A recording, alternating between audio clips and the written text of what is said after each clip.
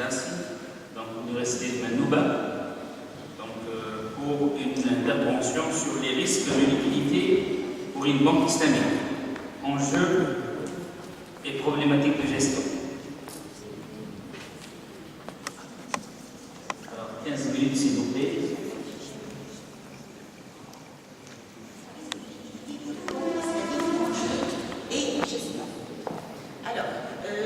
Dans cette présentation, nous allons évoquer la problématique, le lien intermédiation financière et production de liquidité, le modèle établi, les résultats de discussion et bien sûr, nous finissons par la conclusion. Alors, notre problématique est partie du fait que le risque de liquidité est paru immense suite à la dernière crise de subprime. Par ailleurs, au niveau de la finance islamique, il existe différentes approches de l'étude de la liquidité pour ces banques. Alors que certains auteurs insistent sur le management du surplus de liquidité, puisqu'on constate qu'il y a un surplus de liquidité, d'autres auteurs insistent plutôt sur les difficultés de la gestion de la liquidité par ces banques islamiques. Alors la problématique qui nous intéresse, c'est le lien entre l'intermédiation financière et le risque de liquidité pour les banques islamiques. L'objectif, c'est en fait de déterminer le montant optimal des réserves et les moyens de gestion du risque de liquidité par ces banques. Alors, on sait que l'intermédiation bancaire est spécifique notamment par la production de la liquidité. C'est une solution au problème d'asymétrie d'information sur les préférences pour la liquidité depuis Diamond and Debye, c'est-à-dire depuis les fondements microéconomiques de la théorie de l'intermédiation. L'intermédiation, c'est l'interposition d'un intermédiaire financier entre un agent à capacité de financement et un agent à besoin de financement. Donc, l'assurance de liquidité suppose une articulation entre la transformation des risques et la transformation des échéances, d'où le lien étroit entre l'intermédiation financière bancaire et la liquidité. Ce problème ce risque de liquidité ou de liquidité appelle l'intervention d'un prêteur en dernier ressort, comme il a été mis en évidence par Goudrad en 1989. Alors, pour la banque islamique, existe-t-il une spécificité de cette intermédiation et ses liens avec la liquidité? Pour le mettre en évidence, nous nous sommes intéressés à la spécificité de l'intermédiation de ces banques islamiques. Vous savez que ces banques islamiques sont appelées à respecter certains principes, donc principe d'interdiction du riba, du rara, d'investissement dans des secteurs illicites, etc. Ces principes ont entraîné une structure rigide et compartimentée des ressources bancaires. Par ailleurs, l'ensemble des liquidités des banques islamiques paraissent non linéaires et les risques sont enchevêtrés. Donc, entre le risque de liquidité et les autres risques, il y a une liaison très importante. Par ailleurs, il faut voir qu'il y a des restrictions de vente de dette et de crédit par la religion, ce qui s'oppose au processus des banques conventionnelles de pouvoir, donc, grâce à la titrisation, effectuer donc, une gestion du problème de la liquidité, d'où la difficulté. Donc, la gestion du risque de liquidité pose un défi important pour les banques islamiques. Alors, notre apport, en fait, c'est quoi? C'est l'établissement de ce modèle. Je présente le modèle. Au début, donc, les hypothèses, c'est un modèle qui s'inspire du modèle de Prisman et Al de 86, mais ce modèle, il a été établi pour une banque conventionnelle en situation de monopole. Nous, on va l'adapter pour une banque islamique avec les spécificités que nous allons signaler. Donc, la banque islamique, on suppose qu'elle effectue une intermédiation, qu'elle utilise les dépôts d'épargne pour des financements de Mourabha. La banque donc, peut payer des revenus positifs aux déposants selon sa propre profitabilité. Donc, on pose R bêta, c'est le taux. Donc, c'est un taux de partage de la marge bancaire. Les réserves, c'est une trésorerie évidemment sans rendement. Le problème, c'est que les revenus, c'est une variable aléatoire qu'on va supposer qu'elle est contenue de l'intervalle 0 à B et qu'elle admet une densité G de X. Le financement que nous adoptons, c'est un financement par Mourabha. Il faut voir que la Mourabha constitue le financement le plus important au sein des banques islamiques, en dépit de la part des financements financement basé sur le partage, c'est-à-dire de la part de Nouchenta et Nouvelle. Alors, ce financement, c'est un financement à court terme, donc par un taux de marge, qui suppose que la banque islamique, elle va acquérir un bien qu'elle va donc financer un acheteur grâce à une certaine marge. Donc la marge bénéficiaire de la banque est justifiée par le volet commercial de l'opération et non pas par le volet financier. Ce qui suppose que la banque islamique doit avoir la propriété du bien avant de le céder à l'acheteur, qui est un demandeur de financement dans notre cas. Alors, cela indique donc on a un programme de maximisation. Donc l'objectif de la banque, évidemment, c'est de maximiser son profit sous la contrainte de liquidité. Alors le profit, comme vous le voyez, profit égale RF fois F. F, c'est les financements par mois. RF, c'est le taux de rémunération de l'actif. R bêta, c'est le taux de partage de la marge qui est alloué aux déposants. Vous voyez les fonctions de la marge de la banque, moins le coût d'opportunité supposé en cas de situation d'illiquidité. Alors, la contrainte de liquidité, qu'est-ce qu'elle signifie? Alors, je vais directement à la deuxième volet, c'est que dès la trésorerie de la banque, les réserves de la banque doivent être supérieures au retrait X. Alors, si T est supérieur à X, je vais dire que la contrainte de liquidité est respectée. Je n'ai pas un problème donc d'illiquidité. Le problème se pose si les retraits X sont supérieurs à la trésorerie de la banque. Ceci engendre un coût unitaire pour les financements additionnels RP.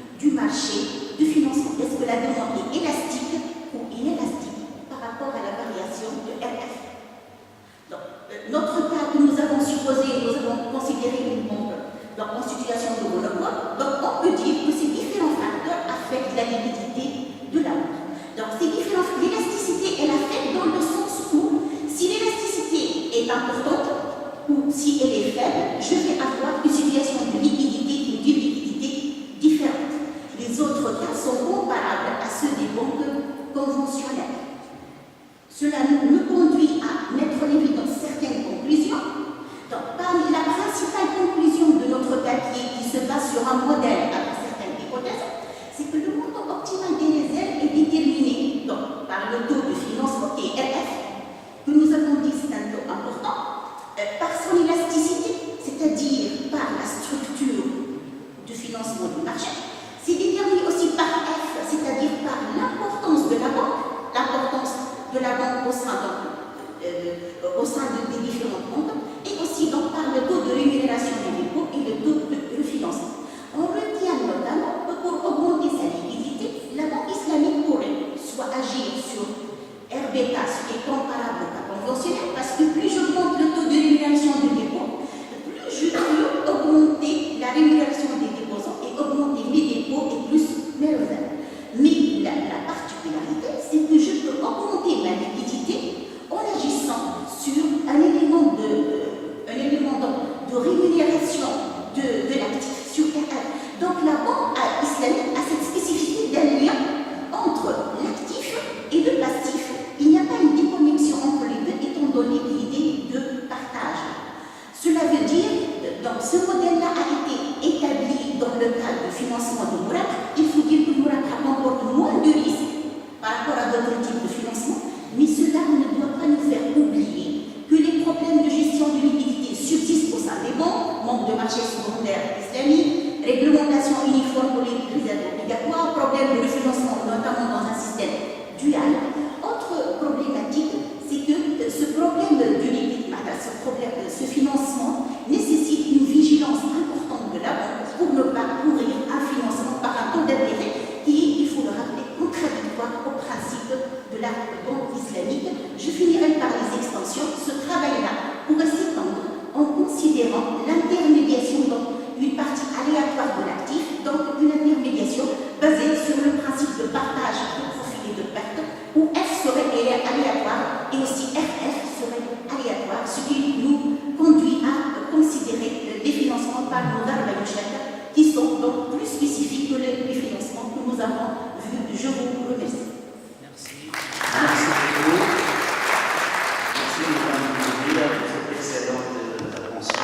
Je laisse donc à la salle s'il y a des questions. 2-3 questions comme d'habitude. Bon, aujourd'hui même, je suis un peu. Hein? Madame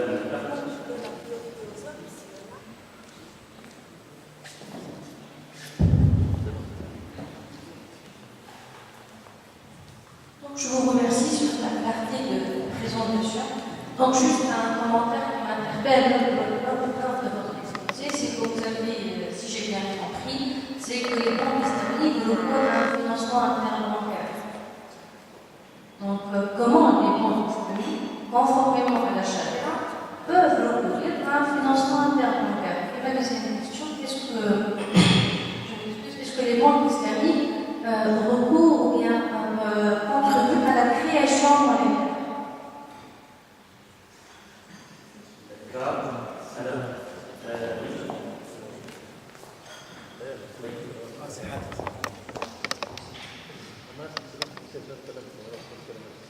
De nouveaux visages, voilà. D'accord pour la logique. Merci. Je remercie le service conseil.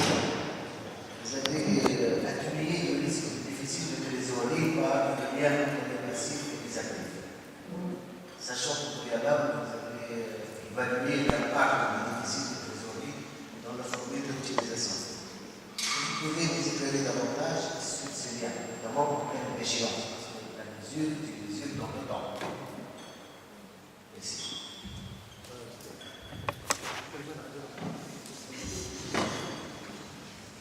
C'est juste une petite observation simplement. Le risque de liquidité auquel vous faites référence dans la banque conventionnelle, en fait, se base sur un modèle où les banques se financent essentiellement à un rôle en marché terme, donc de gros. Et donc, les relèvements de dépôt, quelque chose de stable, et puis donc recourir à des choses relativement instables, au sens de la découverte de la liquidité, et essentiellement la liquidité contre le compte.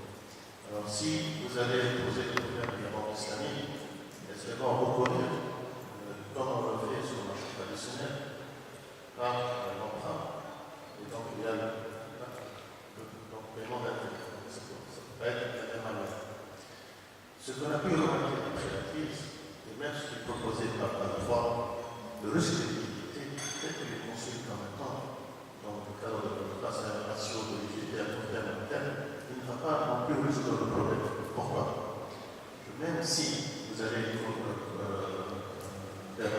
sécurité. Lorsque les banques, vous allez favoriser déjà les banques, même si les marchés vont s'assécher, ils vont s'assécher aussi à court terme. Et le matériel de sécurité, vous avez ne sera pas suffisant pour boucler le circuit de financement. Donc, même si vous avez dans un système islamique créé une cagnotte dans laquelle certainement vous pourrez prendre cette cagnotte-là, au niveau de tout le système global, je ne pense pas que ça va être une solution de résoudre le problème de l'équité ou bien réellement difficile et où le comportement des acteurs devient assez craintif et donc ils ne voulaient pas changer l'activité. Donc c'est le marché qui se bloque en fait. Et donc il y a un séchement total. Ok, merci. Bon, je laisse la parole. Si c'est vraiment 30 secondes. Merci. Oui. Je rejoins la question de ma collègue au départ sur la place de la banque islamique par rapport au marché interbancaire, par rapport au marché monétaire. Ça, c'est un point fondamental. Bon, je vous remercie pour l'idée, elle est bonne, de prendre un modèle appliqué pour une banque conventionnelle et puis on essaie de l'adapter au fonctionnement d'une banque islamique. Néanmoins, dans votre modèle, dans votre discussion, vous faites toujours une discussion s'il y a banque islamique, s'il y a banque conventionnelle. Donc il y a des hypothèses où vous faites l'hypothèse de la présence des banques conventionnelles. Pour cette élasticité de la demande de financement, elle pose problème pour les banques conventionnelles. Donc, il me semble que la question de risque de liquidité, c'est un problème qui est commun aux banques conventionnelles et aux banques islamiques. Et peut-être dans le futur, lorsque vous allez avancer dans votre modèle, vous allez être en mesure de mettre au clair ce qui est spécifique à la banque islamique. Je vous remercie. Merci. Dernière intervention, dernière question. En fait, juste une remarque sur la structure du modèle. En fait, vous n'avez pas considéré les dépôts de Wadia. Alors que dans la pratique, les banques islamiques, les dépôts de Wadia. En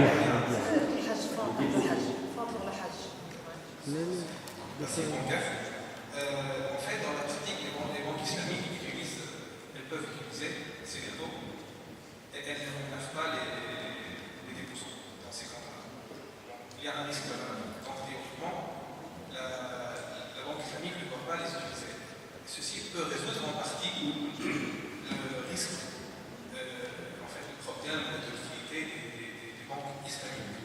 En fait, juste une réponse à la remarque de monsieur qui a parlé de matelas de sécurité en finance islamique, c'est que en fait, le principe de fonctionnement de la banque islamique ne nécessite pas un matelas de sécurité parce que les déposants dans les comptes d'investissement participatif acceptent explicitement de partager les risques avec les déposants. Donc, ils vont absorber les chocs donc sur l'économie réelle. Et donc, je pense, à mon avis, qu'il n'y a pas ce risque-là. Ok, merci. Donc, je vous laisse la parole. D'accord, je vais répondre à certaines questions, puis peut-être si M. Mouldi a déjà des réponses à fournir, donc je lui passerai la parole. En réalité, la question qui est revenue, c'est la question de refinancement de ces banques islamiques. La spécificité, il faut voir que les banques un système 100% islamisé existe uniquement dans 2 pays. Cela suppose que la majorité des banques islamiques cohabitent avec d'autres banques et qu'elles sont sous la tutelle de la banque centrale. Alors, l'idéal, comme il a été fait à Bahreïn, c'est d'avoir des produits de secours à court terme qui sont sur le marché interne, donc des obligations islamiques entre guillemets, à court terme, qui permettent un refinancement entre les banques pour ne pas courir à un financement par un taux d'intérêt qui est en principe prohibé par la religion. C'est ainsi que ceci s'effectue. Pour la question de monsieur relative aux dépôts gérés par le principe Wadia, ce sont des dépôts gérés sur le principe Wadia, puisque RBETA est fixé par la banque. La banque, c'est elle qui spécifie RBETA.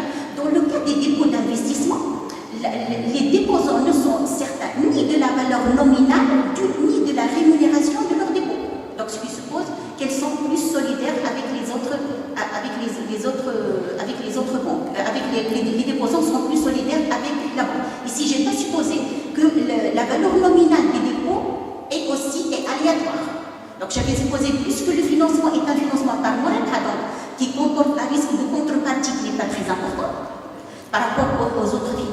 Donc les banques vont donc distribuer une partie de leur marge de profit pour garder leurs déposants, notamment que je suis dans un système dual. Donc les banques sont appelées à rémunérer les déposants mieux que s'ils vont voir au niveau donc, des banques conventionnelles. Donc on pourrait considérer aussi l'impact du taux d'intérêt dans son modèle, ce qu'on pourrait donc adopter pour des prochaines versions de ce papier ou d'autres papiers qu'on pourrait donc mettre en évidence. Hein. Je ne sais pas si vous dites à des réponses. Merci. Je vais répondre à quelques questions, mais vous ne mettez pas dans l'ordre. Concernant l'hypothèse du marché interbancaire, pourquoi on introduit le marché interbancaire dans le cadre de la fonction de la session de profit des banques islamiques? La réponse, c'est simple, c'est qu'on raisonne ici dans un modèle, dans un système dual, où il y a des banques islamiques et des banques conventionnelles, sachant que les banques islamiques n'ont pas un marché interbancaire islamique. Donc, en cas de besoin de liquidité, il existe un marché qui est le marché interbancaire. Cela ne veut pas dire qu'ils vont se financer sur ce marché, mais c'est un marché qui existe. En cas de besoin, en cas où ils ne respectent pas une gestion optimale de liquidité, à ce moment-là, elles sont obligées de recourir au marché. C'est comme s'il s'agit d'une sanction. C'est-à-dire le fait de ne pas respecter vos engagements en matière de liquidité, à ce moment-là, vous courez le risque de se refinancer sur un marché illicite. Donc c'est une sorte de contrainte. Ça, c'est la raison d'introduire la partie, le coût de refinancement sur le marché interbancaire.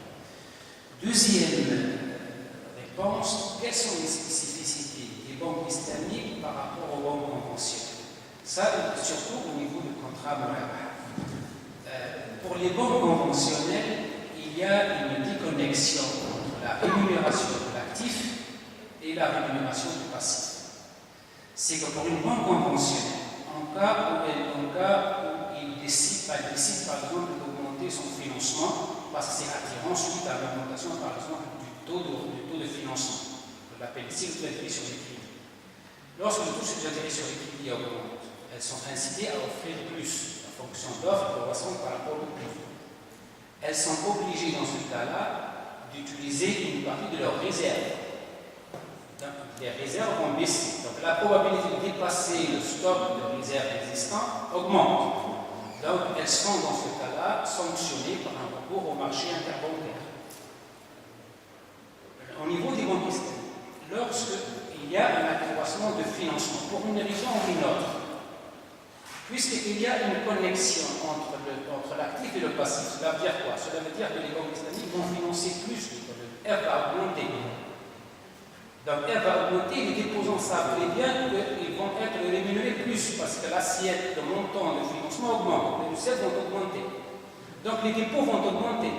Cela veut dire quoi? Cela veut dire que les banques islamiques vont financer cette accroissance de financement par un accroissement de dépôt, sans qu'il y ait une variation au niveau des réserves. Ce qui n'est pas le cas pour les banques conventionnelles.